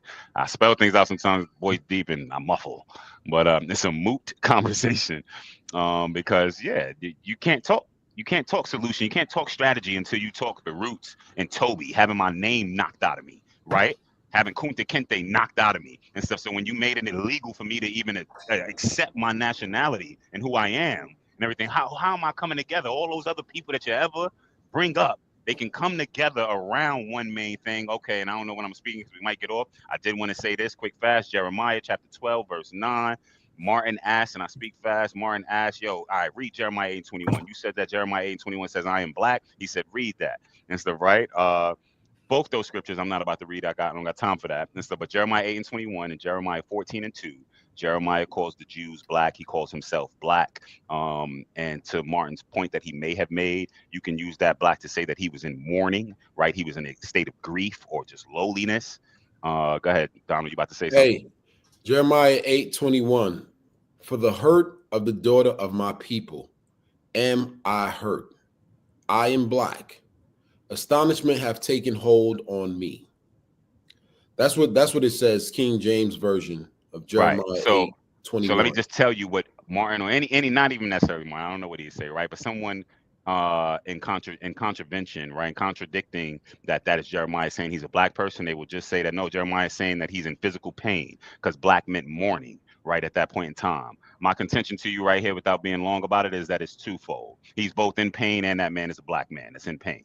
Right, straight up, straight like that. Because Jeremiah chapter 14, verse 2, I am black unto the ground. What does that mean? Jeremiah 14:2, I am black unto the ground. What does that mean? Right, I'm sad unto the ground. I'm mourning unto the ground. What does that mean? Is he referencing the ground because it's a low state, right? A low condition, right? Maybe. I'd put forward to you, yes, it is. Is he representing the ground because the ground is brown and the deeper you go, the darker it gets? I'd say yes. He's referencing that too, that his people is of a different complexion, that they get darker and darker and darker. And that is what leads me to Jeremiah chapter 12 and 9. And I know it's turning a quick Bible class. This is the type of stuff to further hone into your point, Martin, that those Jews, those Israelites that left out of Egypt and into the Sinai Peninsula, right, that they look different, that they have multiple complexions. Here's a verse to that. Jeremiah chapter 12, verse 9. Mine heritage. He's speaking about a people, right? Mine heritage. That's what you use the word heritage for. It's a culture, right? A particular set of people that have a set customs, all that they follow, and that bind them together, right? A common ground. Mine heritage is unto me as a speckled bird.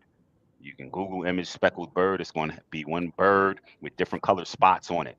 Maybe some similar spots, right? But speckled. That's the black people that they say all look alike. But we know them.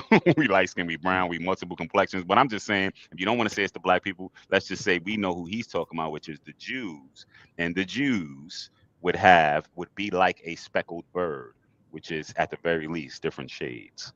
I'm putting to you that it's different shades of brown. That was Jeremiah chapter 12, verse 9. And I just wanted to leave y'all with Jeremiah chapter 17. So I could just stay in Jeremiah all day with you, big brother, and we could talk about color, right? Without even going to other books. But Jeremiah chapter 17, verse 4.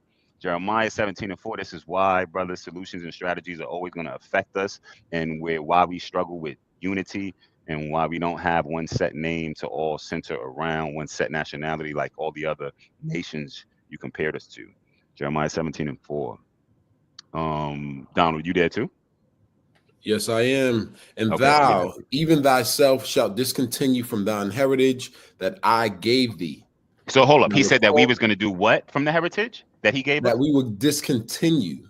Discontinue. So okay, maybe that ain't black people, maybe that ain't who we are today, but whoever the Jews are in this book, in this Bible, they would discontinue from their heritage. They would not be calling themselves Jews in some future point, right? We could say today, but they wouldn't be calling themselves Jews. Go ahead, bro. Sorry. Go ahead. And I will cause thee to serve thine enemies in the land which thou knowest not.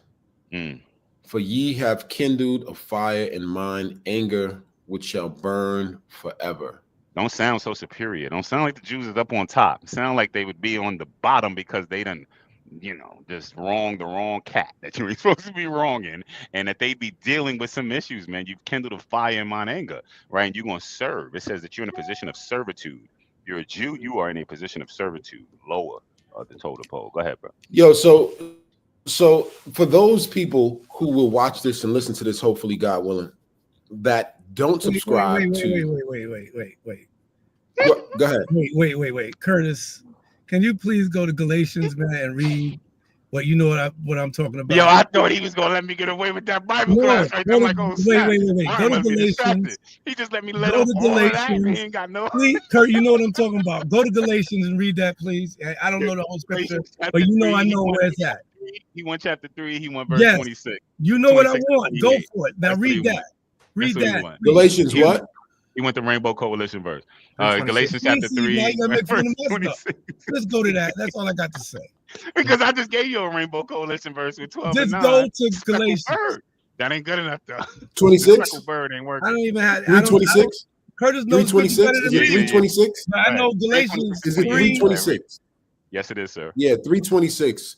For ye are all the children of God by faith in Christ Jesus.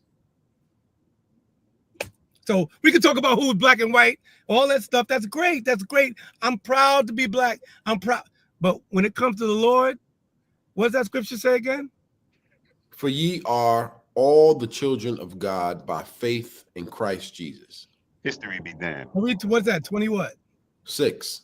Go to 28. Go down to 28.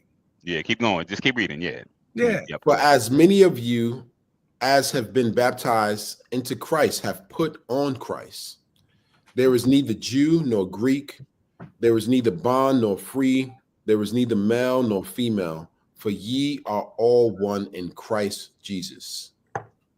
And if ye be Christ, then are ye Abraham's seed and heirs according to the promise. Now read one more time, and you could go to the NIV and read it from the NIV, please. And before you as you're doing that, it's just I just want to state that it's such a disservice to Jesus. It's such a disservice to Jesus Christ, right? To state or to use the verses that I quoted as if that the people are not all, the children of God and in faith. It's such a disservice to Jesus to think that he doesn't care about history. But okay. Well, I'm gonna read it from the NIV, but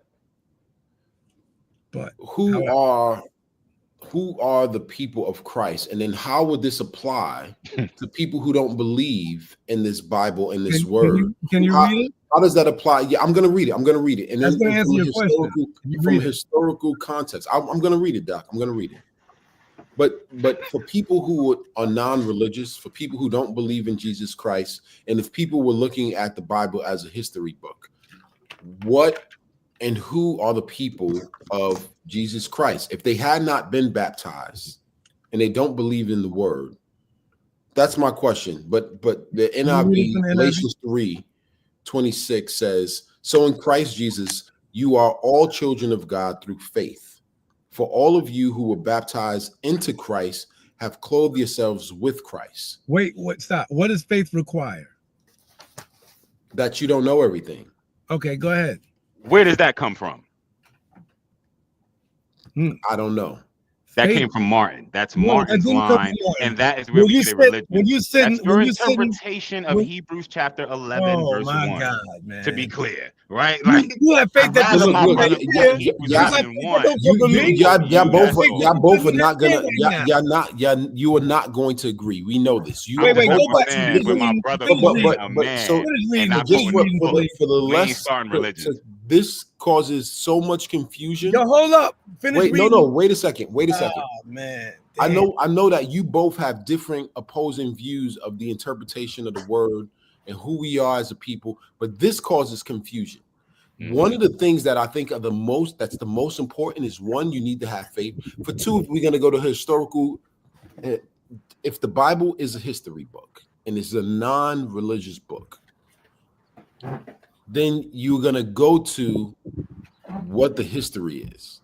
People who are scientists who are not going to believe in the Bible, who believe that the Bible is a white man's religion.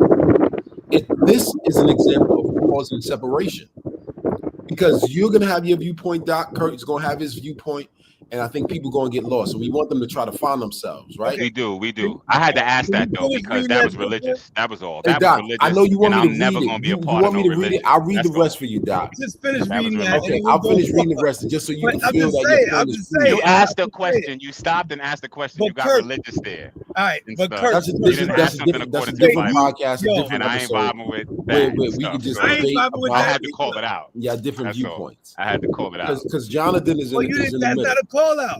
It's a That was religious. That was That religious. you don't know everything. You don't know everything about Christ. You don't That's know your everything about interpretation. God. But you believe in Y'all Him. going personal. That's the problem. Y'all going personal, man. All right, Yeah. go ahead. Finish. Yeah, Doc. I'll finish for you. That was academic as could be. Oh, you are. This is Galatians 3, verses 26 through 29. I'm reading from the NIV version. For those of you who are not into the Bible and don't, if you want to learn something, do some history research and all that. But this may not be for you. Go ahead. Let's call it disclaimer. So in Christ Jesus, you are all children of God through faith. For all of you who were baptized into Christ have clothed yourself with Christ. There is neither Jew nor Gentile, neither slave nor free, nor is there male and female, for you are all one in Christ Jesus. If you belong to Christ, then you are Abraham's seed and heirs according to the promise. Now, this could be this has many conflicts in my opinion. Right? I didn't want to go further and long into all of this. First of all, for all of you who were baptized into Christ, there are so many people who are not baptized in Christ. So this will go over so many people's heads and exclude so many people. Black, white, Indian, whatever you want to call it. I feel like this is very religious. But if you are not going from a religious standpoint, then what is your faith? What is your belief? Do people even believe in Jesus Christ? Now, I believe in Jesus Christ as my Lord and Savior. However, when people are listening to this who may not be of that same belief, it's going to go way over their head. And my question is how are we bringing people together? How is this relevant to the conversation of legacy, inspiring, educating, and influencing? Right? And I like my scriptures and my statements to not be conflated with Martin's scriptures and statements. I'd ask that. That's all. If not, challenge me, baby. I got answers. But go ahead. Yeah. Nah. All good. If we continue, we're gonna go for another hour. I got to go. So I just want to kind of wrap this up. Oh, can I say I know can I close real quick? Yeah, of course, King. Go ahead, Jonathan. Just for a few minutes. I mean, not even long, because we, a couple of things here. I really appreciate this conversation. I've learned a lot just listening to you guys, and I think it is okay to have this some disagreement, as long as it's respect. And like Curtis saying, we and Martin, we give each other grace in this space. We can just have that as a collective out in the world, that would be part of the solution that you were speaking of, as far as the 3 S's. And also, I do agree that, okay, as far as history, right? This is outside of biblical terms, but we're talking about American history, right? I think it is important for us, Donald said, to know, like, do the history so we can know who we are in this experience or who we've been. And but also, like Mark was saying, to know what are the people who made us their enemies, what they were up to, you know what I'm saying? And there are examples, you know, if you can just, like, we want to know what's going on with Trump today, it's all we got to do is look at William McKinley in 1986. We can look at why Henry Wallace 1896 and how that affected the election of 2000. Very similar to what happened in 1900s. Very similar happened in 2000. And then you look at World War II. You spoke on this. You touched on this a little bit yesterday, Curtis, when Henry Wallace was vice president. Very different type of white cat. Look him up, you know, Buddhist, you know, anti-imperialist, you know, all this type of things, right? Sitting at the vice president seat, right, under FDR. When it was time for the third, I don't want to get this wrong, but there were moves made by the people of the day who were the they of today were the robber barons, right? The robber barons, the 400. We look at these periods in history, like why did Wallace get removed? To put in Truman. And we know what happened once Truman got in office, right? He dropped the bombs and all this type of stuff, still, so the white supremacists can implement their plans. We can go to when Reagan got in office, or Nixon, or we can look even when the Democrats took the White House back from the Reagan administration. They doubled down on law and order. They you know, fooled the black community with the church, calling us super predators, and, you know, the crack era and all this type of stuff, right? So we look at these moments in history, we can see what we're up against now. It's a different tactic, but it's similar things that happen along history. So I agree on both sides with that, and I'm doing research on that right now. You know, on like you say, we must know our enemy. So I think both of those things still stand. You have to do both. You know. But if you can look in these moments in history, you can see what happened when, like in 1896, when most of America, I'm talking about white America or immigrant stock, they didn't want nothing to do with imperialism. The robber baron said, we're gonna put our president in there and we're gonna take over the world.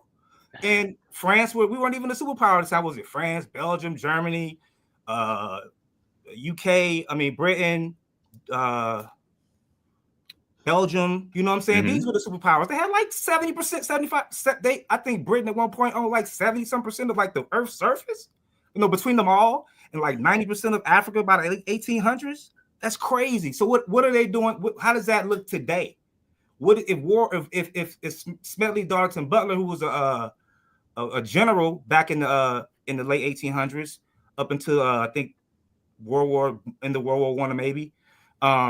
I have all my facts, but he wrote a book called War is a Racket. So when we talk about these things, look, I'm in the sense of like when we vote, like y'all talking about voting yesterday, we talk about these politics, we talking about the climate we're in, we talking about race, all these things. I like to look at these things, like you mentioned earlier, from a military type of position, because that's how they are controlling us, with the military, with these laws, and whoever the they is of today. Like we know the day of back in the day was the robber barons, J.P. Morgan, Rockefellers, railroad tycoons like John Gold, who would publicly say something like, I can hire one half of the working class to kill the other. And we wonder why Trump says what he says today. They're going by a script. This is the script of the white supremacists and the people that back the presidents that we vote for. So we have to look at the history of our enemies, or I'll say those who made us their enemy. You know, so I'm doing that research, and I'll be bringing some of that stuff to the table. We can talk about this stuff when it applies, you know. So I'm getting back into that. I've been off that. When are you going to be able to come back on? And because, you know, we about to sign out, but when are you going to be able to come back on? This time I come on, you know, a couple times out the week. I'm not working right now, so we'll figure. Yo, I want to just show y'all something really quickly as we're sitting here having this debate. I just saw this on social media, and it kind of really hit home. And I just want to share it with all of y'all real quick, if y'all don't mind, just for like 20 seconds. So, all right, check this out.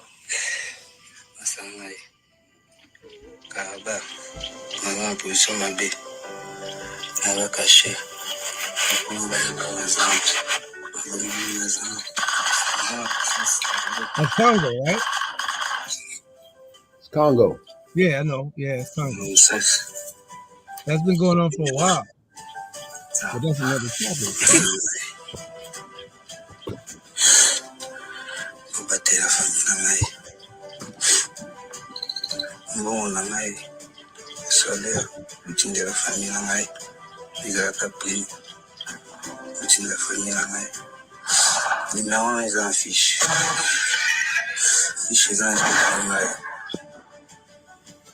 Yo, I only show that just to show, like, right now we're fortunate. We have a lot of opportunity. We may have opposing views, but right now we're truly fortunate. And I just pray that with the time that we have, while we're here and we have these freedoms and we have these rights, that we fully take full advantage and be grateful for the moments that we have, even when we don't agree with each other. You know what I'm saying? And you know, I want to close by just saying that I love every single one of y'all that's on here. I thank everybody for their time.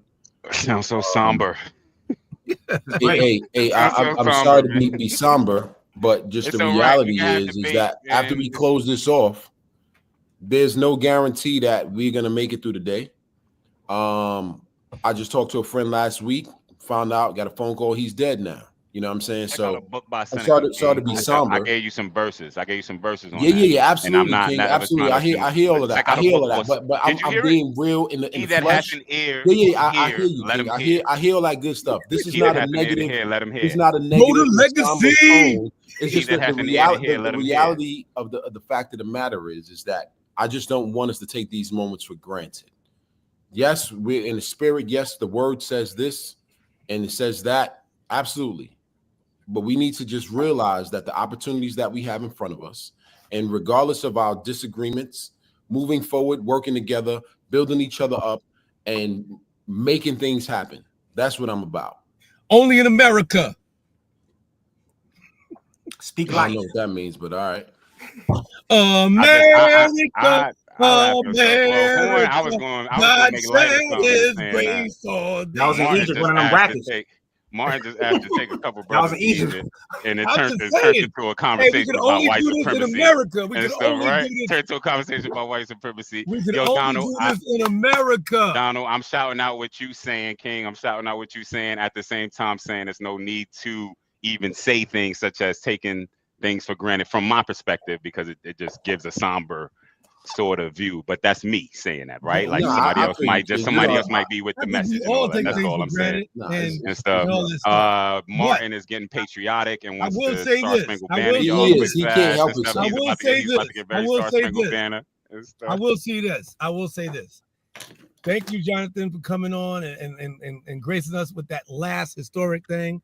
Thank you, Curtis. There's a lot more. Love you. I'm holding back, but you coming back. Yo, you holding back. I hear you. Thank you, Curtis, for your views. Thank you, Donald. We know right back at you, King. Road to Legacy podcast. The point of this whole thing started because we wanted to go on a trip. I think that you should fund us and help get us to those goals by donating. Helping these brothers don't know where to go. Through our podcast, through our Patreon, which we definitely donate, please. We need to continue to keep moving forward with all the things that we're doing. We love you. We love the audience and whoever listened to us today. Thank you so much for coming on and listening to us. Marty Mart, the Black Republican, 149th Street, Harlem all day. Man is a rhino, Republican in name only. He has not voted Republican since George Bush. I heard him yesterday. Amen. Before that, he was voting for Clinton, and before that, he was voting for Carter. Oh, I ain't gonna age me. But I'm just saying, That's right. I do not respect today's Republican Party, but I'm going to change it. So now, you're a Democrat, man. I'm just saying. Curtis, we signing out. Where you from, Curtis? Let's go. Yo, I'm from the Ville, baby. I'm from Brooklyn, Brownsville, Brooklyn. And I am, Lord willing, trying to have a heavenly conversation. Philippians 3:21, where I hope to be from. Oh, okay. Hallelujah. All right, Donna, where you going, baby? I'm from the BX all day. you know, you already know. In Brooklyn, though, as Martin And say, last but not bougie least- Brooklyn, gentrified Brooklyn. I'm here. Last but not least, my brother from another mother, Jonathan. Where you from? Washington, D.C., by way of Tallulah, Louisiana. Oh, wow. Right. New York. We in Brooklyn right now. Right now. Why you say Brooklyn like you from New York? Brooklyn. Brooklyn. Brooklyn right now. Yeah. What? You heard? You heard? The beat all come out like it's in a rush. It come out like it's in a rush. Hey, like one you more gotta go thing, push it through the Jonathan. door. The Really quickly, because I know we all have to go really quickly, Jonathan. Do you have any projects coming up? Jonathan is an actor. Okay. I'll be making some posts today because remember last year I had a film I'm in called Delilah. It was on Damon Dash Network last year. Yeah. American New. This year it'll be on In the Black. It's a black Cable streaming network. I have that. It'll be released tomorrow actually. What's the name of it again? Delilah. I'll be posting Delilah. information about it today. It's on my Instagram is JH Reagans 96. You can find me on Facebook, Jonathan Hamilton Reagans as well. I'm building that back up. My Facebook got hacked. And also a film coming out soon on Tubi called Cooking in Yesterday's Grease. We had it's a relationship drama comedy written by Jermaine Smith. You can check his page out as well. Brand TV. And Delilah is written and directed by Daniel Ali. You can check him out on Instagram as well. The one on Tubi. The one on Tubi. What's the name of the one on Tubi? Cooking in Yesterday's Grease. It hasn't came out yet. Because more people I'll be coming with dates for that soon. And last but not least, can you just spell out Reagan? Because some people are going to spell it with an E. Okay. I used to hate doing this back in the day. Do it now, man. You know what? I won't do it. But Reagan's like that guy y'all know with the S. You know, it's very simple. It's spelled Ragans, Ragins. Pronounced Reagans. You got them? You got that, Donald? Reagans? Yes, sir. Yes, sir. All right. All right. Kurt, we can't hear you, man. Black You Fact. gonna say something? Yeah, thank y'all, man. Black Fact. Thank y'all. Oh, fellas. Black come on, Fact, we quick gotta fast go as we now. go. John Reagans played Wally Amos, famous Amos, Black Cookies, in a great History Channel show called Food That Built America. This man is on TV. He played famous Amos, y'all. First Black cookie store opened up in the United States. First. Facts. That's what I'm talking about. All right. Talking about. All right. So, yo, Famous Amos, y'all. Road to Understand. Legacy. Literacy RSL, check us out on all platforms. Peace. God bless everyone. Love y'all, man. Love y'all. Crazy Thank you so brothers like much. a speckled bird. Jeremiah 12:9. See y'all Monday. Peace.